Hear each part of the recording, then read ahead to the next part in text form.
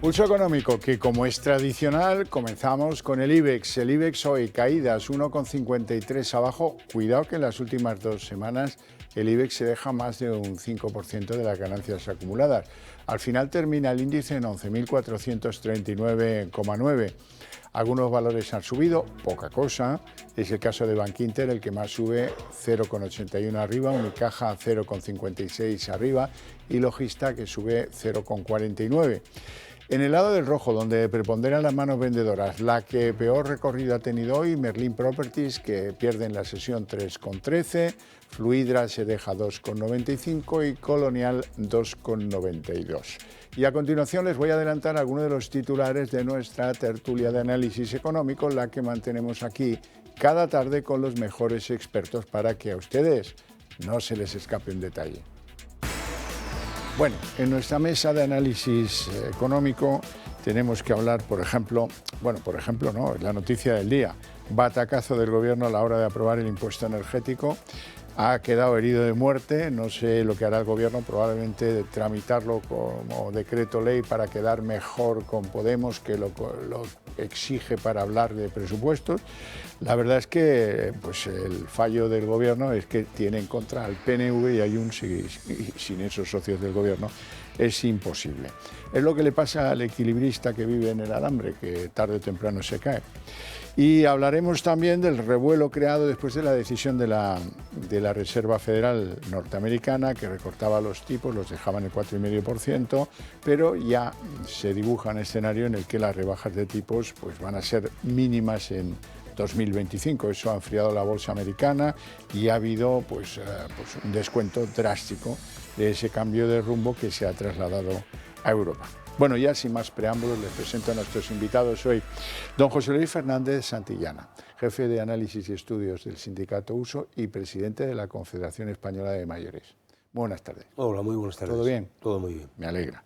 Don Santiago Sánchez, economista, profesor universitario. Muy buenas tardes, ¿todo bien? Todo bien, muy buenas tardes. Me alegra. Vamos con la sesión del IBEX. Ha perdido impulso, estamos donde nos ha llevado el viento, por debajo de los 11.500, arrastrado por las caídas de Wall Street y por el poco impulso ya de la contratación que hay en la propia bolsa. Santiago. Pues sí, yo creo que es una jornada que viene muy marcada por lo que ha sucedido en Estados Unidos y que tiene un efecto arrastre, lo ha tenido sobre todas las bolsas en Asia, con su paralelismo en el mantenimiento de tipos, en este caso del Banco de Japón, y en la zona euro, pues bueno, arrastrando los índices a cifras negativas en un entorno que es complejo, en el que ya advertíamos hace unas semanas que, bueno, que no se esperaba un rally de final de año, y lo que esperemos es que esta volatilidad que hemos tenido a lo largo de la jornada de hoy pues se traduzca en cierta tranquilidad, nos permita acabar el año y veremos cómo evoluciona el año que viene, con un dólar que viene fuerte y con un Trump que tomará posesión y que marcará mucho la agenda que viene en el 2025. Don José Luis. Yo empezaría por el final. Yo creo que la toma de posesión de Trump va a marcar, y sobre todo los nombramientos formalmente que haga y cómo orienta realmente su política. Yo sigo pensando que una cosa es lo que Trump dice en campaña y otra cosa es lo que vaya a hacer, que no está tan claro que vaya a hacer todo lo que dice, pero algo hará, eso yo creo que no cabe la menor duda, ¿no?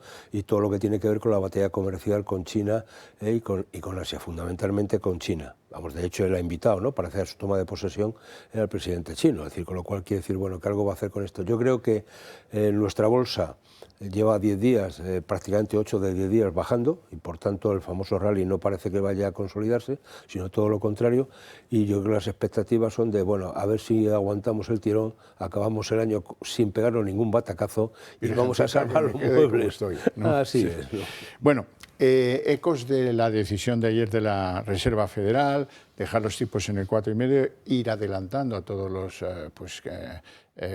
analistas que lo de las rebajas se va a tomar una pausa en el 2025. Eso ha enfriado la bolsa, eso ha hecho que ese drástico rumbo de la Reserva Federal pues se traslade al mundo entero. Pues sí, yo creo que lo que es la bajada de tipos estaba descontada por el mercado. Lo que no estaba tan descontado, o algunos analistas al menos no habían interpretado correctamente, eran las declaraciones de Jerome Powell y sobre todo el mapa de puntos, es decir, esa guía de opinión que tienen los gobernadores sobre cómo va a evolucionar el año que viene. es que hace 3 meses la previsión era que en el 2025 viviéramos una bajada de un tipo, y eso ha pasado a la historia. Es decir, ahora la previsión puede rondar en medio punto en 2025 y que en vez de 3 bajadas pues podamos ver 2.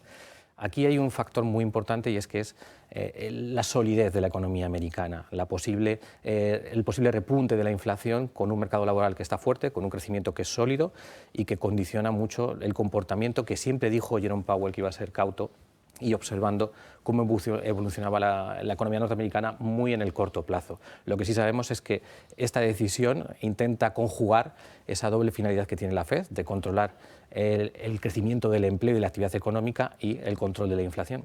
Y ha intentado pues, equilibrarlas, no ir ni demasiado rápido ni demasiado lento para no deteriorar la actividad económica ni tampoco retroalimentar lo que es el proceso inflacionario en Estados Unidos. Entonces, lo único que yo creo que el mercado ha descontado más rebajas de las que realmente se van a producir, y ojo, que en mi opinión en Europa también estamos descontando más de lo que posiblemente veamos.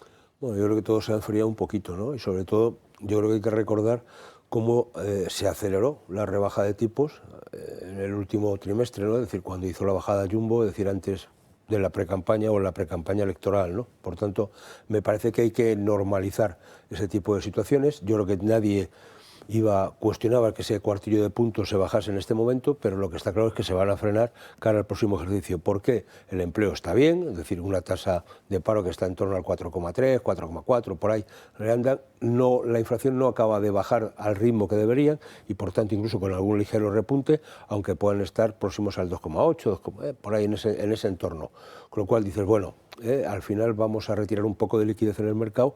Y yo creo que aquí lo que vamos a encontrar en el primer trimestre del año es una pelea entre lo que Trump quiere y lo que diga el gobernador de la Reserva Federal, ¿no? Que no siempre van a ser coincidentes, y yo creo que más o menos van a ser bastante discrepantes. Veremos. Bueno, vamos al territorio español, donde la noticia del día en términos económicos es el batacazo del Gobierno a la hora de intentar aprobar la prórroga del impuestazo a las empresas energéticas. Se las prometía muy felices. Por un lado hay una pinza. Por un lado Podemos, que está exigiéndole al Gobierno que imponga esta medida y que si no, no habrá negociación presupuestaria. Y por el otro están pues, los nacionalistas, PNV y Junts, diciendo que ni hablar. Junts se ha comprometido a que no va a refrendar el decreto ley, que es la tentación, bueno, una cosa de un paripé más, el lunes, con una aprobación eventual de un decreto ley que tendría que ser corroborado por el Congreso. Junts ya dice que no lo va a hacer, el PNV no es tan claro, pero que bueno, que la verdad es que van a fracasar con este impuesto energético. Santiago. Ayer decía Pedro Sánchez en la sesión de control que él tiene el BOE como un valor, y lo que se ha demostrado en el día de hoy es que para poder llegar al BOE primero uno tiene que ser capaz de sacar adelante las iniciativas legislativas. Y en este caso concreto, la debilidad que tiene el Gobierno pues se ha traducido en que se le haya caído una parte importante para beneficio del conjunto de la economía, en mi opinión, porque yo creo que se deja de poner en riesgo esas inversiones que estaban vinculadas a todos los procesos de descarbonización de inversiones que tienen previstas las energéticas, 30.000 millones aproximadamente, solo Repsol eran 16.000, y es un varapalo pues, para ese populismo fiscal y esa improvisación continua a las que nos tiene sometido este Gobierno para intentar equilibrar sus cuentas y los compromisos que adquiere en sus planes fiscales.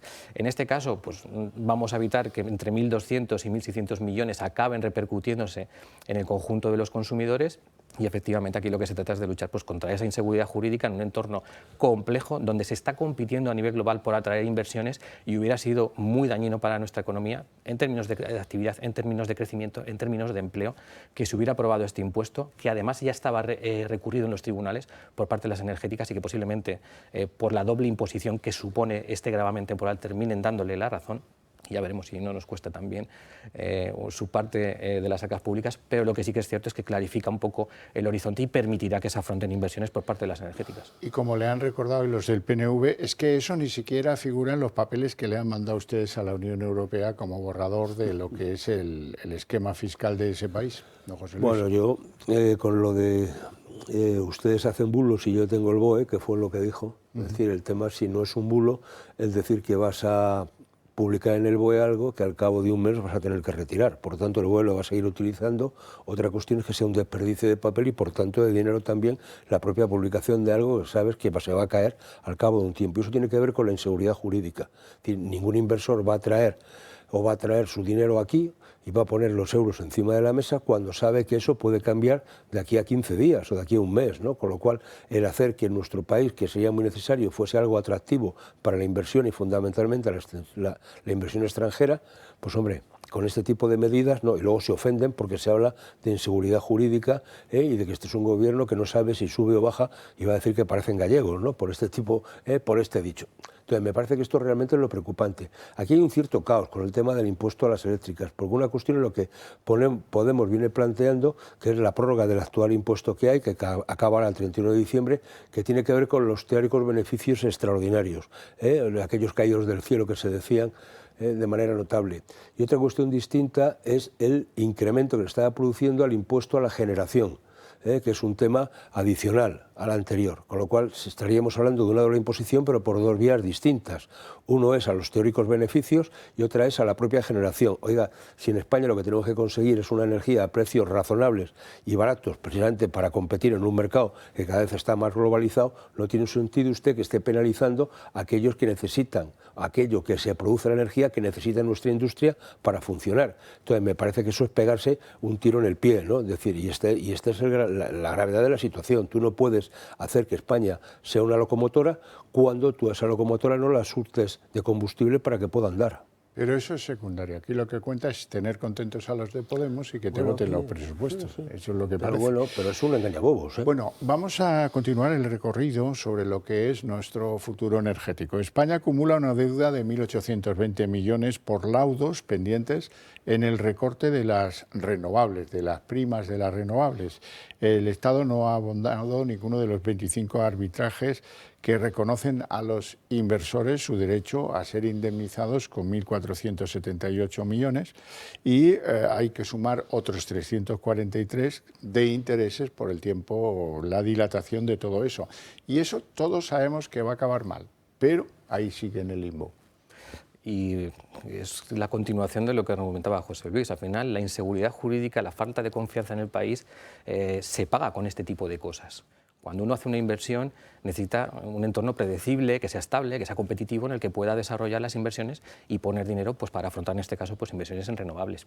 El papel que está desarrollando España, una vez que se están produciendo pues, estas sentencias favorables, bien de cortes de arbitraje o bien de tribunales, pues está deteriorando esa confianza en el país. Desde luego nos deja muy mal, como país que lidera ese ranking de penalizaciones, ¿no?, por los laudos, el tercero en importes, en una lista donde hay países de todo tipo, algunos de ellos pues, de baja seguridad jurídica, y no me gusta ver a nuestro país en esa compañía, pero sobre todo el efecto que tiene es el de deterioro en la confianza, sobre todo para atraer inversión extranjera. ¿Quién va a venir a invertir en España cuando no le ofreces un entorno fiable y confiable y predecible para poder invertir?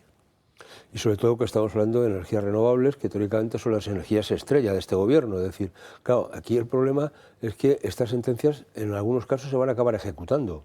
Y eso lo que está llevando es a amenazas de embargos de cuestiones que afectan digamos, a propiedades del Estado español. Es decir, que hablamos de edificios emblemáticos, hablamos del Instituto Cervantes, hablamos de situaciones que, bueno, pues la gente quiere cobrar, y si no cobra en cash, pues cobra en especie, ¿no? Y esas especies son bienes inmobiliarios que están ahí y que sobre los cuales ya pesan, en algunos casos, órdenes de embargo, ¿no? Entonces, bueno, me parece que esto es un poco triste, ¿no? Es decir, que estemos hablando de una apuesta por la energía renovable, usted no cumpla con sus obligaciones, pierda usted los laudos que se están produciendo o sentencias y encima no pague, ¿no? Es decir, que somos males pagadores. Pues, hombre, la verdad no es el mejor síntoma para generar confianza en los inversores, ¿no? No parece. Bueno, vamos a algunos nombres propios en la bolsa española. Es el caso del BBVA, que hoy pues han sacado musculatura. Dice que incluso, aunque la OPA no prospere, les interesa el Sabadell como segunda marca. Obviedad. Claro que sí, que les pueda interesar, pero lo que no es lo mismo es, a efectos prácticos, lo que consigue el BBVA si puede absorber el Banco Sabadell o si se tiene que conformar con una segunda marca. Esta noticia para mí es casi el renunciar a un bien mayor por un mal menor. Es decir, vamos a ver, lo óptimo para el BBVA es la fusión con el Banco Santander, o sea, con el Banco Sabadell, que es la que le genera las sinergias, la mejora de eficiencia en términos de inversión en tecnologías, etcétera. Esa es la clave de negocio y lo que realmente le aporta valor, yo creo que a las dos entidades. El futuro que puede salir de ahí es una entidad muy competitiva a nivel nacional y a nivel internacional. Esto que puede ocurrir es evitar lo que es que el gobierno te impida tomar o realizar la fusión y tener que continuar como dos entidades, comprada al Sabadell por el BBVA, pero lo que tiene es un problema de no concretar definitivamente esa fusión. Generalmente este tipo de operaciones, una vez que tomas el control, al final termina produciéndose la fusión en el largo plazo. El impacto que tiene aquí y el porqué de esta noticia es pues, el impuesto que se ha aprobado definitivamente hoy en el Congreso de los Diputados de la banca, tiene un impacto relativamente beneficioso si se mantuvieran separadas. Bueno, es una cuestión a valorar. ¿Por qué? Porque el impuesto es progresivo y trameado. Y en el caso de ir juntas, pues evidentemente el coste sería mucho mayor que si fueran por separado y aliviaran el coste de afrontar el impuesto a la banca. Pero en mi opinión, creo que la decisión óptima es la estratégica, la que de verdad te da valor añadido y la que de verdad genera valor para los accionistas de ambas entidades, que es la fusión.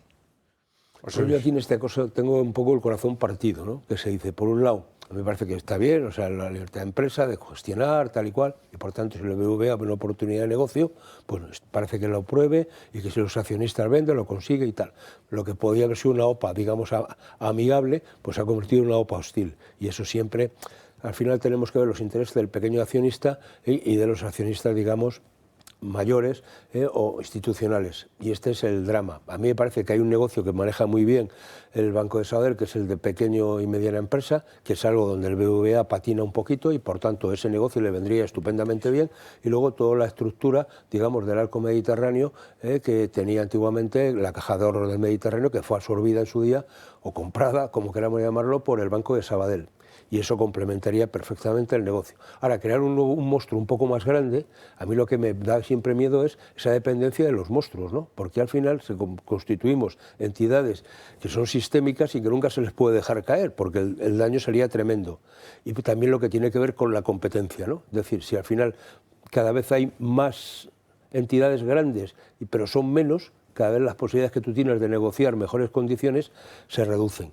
Pero claro, si esto yo ahora me voy al ámbito europeo y empezamos a hacer este tipo de operaciones que no serían transfronterizas, porque en Europa no hay fronteras, pues vamos a ver qué acaba pasando y cómo se empiezan a aglutinar las entidades de crédito. Bueno, teóricamente, sí. Para pasar de España a Francia no hay frontera, para pasar de Francia a Alemania no hay frontera, con lo cual una operación entre un banco alemán y un banco español no es una operación transfronteriza desde el punto de vista normal, en todo caso sería transnacional, porque entrarían dos naciones. Digo que los matices no son pequeños, y a mí me parece que cuando queremos competir con China, cuando queremos competir con Estados Unidos, el poderío de cualquier banco estadounidense no tiene nada que ver con cualquier banco europeo o con cualquier banco nacional español. Es decir, que somos, pongo un ejemplo muy sencillo, nuestras tarjetas de crédito. ¿Dónde está el soporte de nuestras tarjetas que todos utilizamos? No tiene ningún banco europeo ese soporte, está en Estados Unidos. Entonces vamos a ver cómo queremos competir, Bueno, hablemos de automoción, que ya sé que a usted le gusta el tema. El 91% de la producción de coches que se están fabricando en España está en jaque por una nueva norma de emisiones europeas muy agendista, que pretende favorecer los coches eléctricos, de los que les tengo que contar que ha caído su venta en España un 30%, o sea, y eso va a peor. En cualquier caso, pues las marcas están sopesando reducir la producción de vehículos de combustión, que es el que más se fabrica en España, al calor de la Agenda 2030.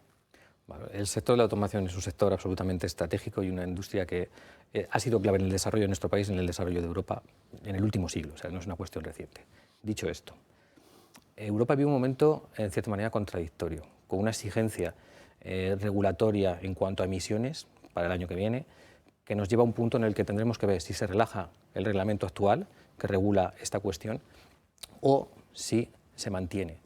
En mi opinión, deberíamos de ir hacia una regulación que evite que se puedan producir multas de miles de millones de euros por incumplir los objetivos de 2025. Deberíamos de avanzar hacia la neutralidad tecnológica, es decir, a dejar que las tecnologías compitan y que podamos ofrecer a los consumidores alternativas y opciones que sean las que mejor se ajusten a sus necesidades.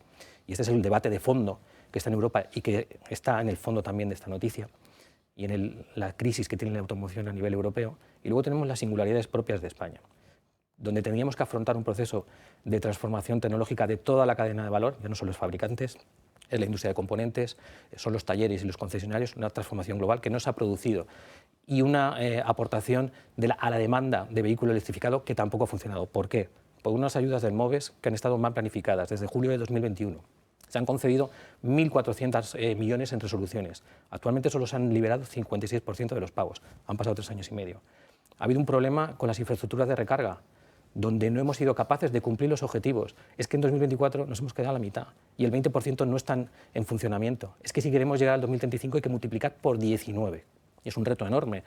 Portugal nos ha echado delante, tanto en electrificación como en otras cuestiones. Y la tercera pata es la transformación de la cadena de valor, para la que se contaba con los fondos europeos, con el PERTEBEC, que iniciamos un camino hace 3 años y medio con 2.950 millones y el Ministerio de Industria todavía tiene 800, casi, algo menos, pero 800 millones en los cajones. 3 años y medio después.